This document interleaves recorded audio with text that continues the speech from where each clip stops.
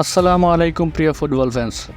এবার বিতর্কিত কর্মকাণ্ডের জন্য নিষেধাজ্ঞায় পড়লেন আর্জেন্টাইন বাজপাখিখ্যাত গোলকিপার এমিলিয়ানো মার্টিনেজ। কেন, কোন কারণে এই শাস্তি এবং ব্যাকআপ গোলকিপার কে আছেন, বিস্তারিত জানতে ভিডিওটি সম্পূর্ণ দেখুন।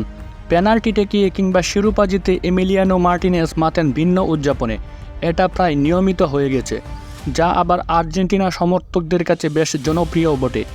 এবার সেই উদযাপনই কাল হয়ে দাঁড়িয়েছে আর্জেন্টাইন গোলকিপারের জন্যে। আপত্তিকর আচরণ ও ফিফার ফেয়ার প্লে নীতি ভাঙার কারণে নিষেধাজ্ঞার কবলে পড়েছেন বিশ্বকাপজয়ী এই গোলকিপার। মার্টিনেজকে 2 ম্যাচের নিষেধাজ্ঞা দিয়েছে ফিফার শৃঙ্খলা বিষয়ক কমিটি।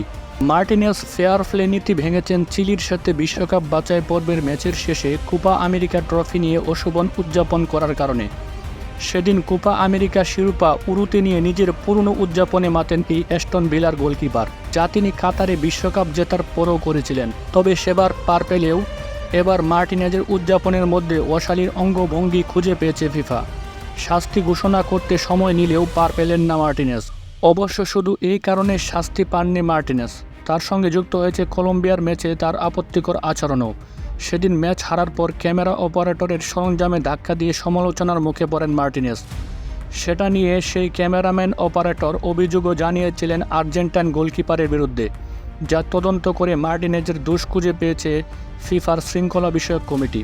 তাতে আগামী 10 অক্টোবর ভেনেজুয়েলা ও 15 অক্টোবর বলিভিয়ার বিপক্ষে বিশ্বকাপ বাছাইয়ের 2 ম্যাচ খেলা হচ্ছে না মার্টিনেজের। বিশ্ব চ্যাম্পিয়নরা এমনিতেই নেই সেরা ছন্দে। সব শেষ ম্যাচে তারা কলম্বিয়ার কাছে হেরেছে 2-1 গোলে। এমন অবস্থায় পরের 2 ম্যাচে আর্জেন্টাইন মূল গোলকিপারের না খেলাটা খানিকটা দুশ্চিন্তারই বটে। তবে আর্জেন্টিনার second choice goalkeeper Geronimo Rulli তার ক্লাব অলিম্পিক মার্সেইয়ের হয়ে রয়েছেন সেরা ছন্দে। গত ম্যাচেও 5টি সেভ দিয়ে ম্যাচ জয়ে বড় অবদান রাখেন, যার মধ্যে একটি পেনাল্টি সেভও ছিল। তাই আশা করা যায় সেকেন্ড চয়েস গোলকিপার মার্টিনেজের অনুপস্থিতি টের পেতে দিবেন না। বিশ্বকাপ বাছাই আর্জেন্টিনা এখন পর্যন্ত 8 ম্যাচ খেলেছে, 6 জয় আর 2 হারে 18 পয়েন্ট নিয়ে লাতিন অঞ্চলের পয়েন্ট টেবিলের শীর্ষে রয়েছে আলবিসেলেস্তারা। ভিডিওটি দেখার জন্য ধন্যবাদ। আপনি যদি আমাদের চ্যানেলে নতুন হয়ে থাকেন তাহলে চ্যানেলটি সাবস্ক্রাইব করে আমাদের পাশে থাকুন।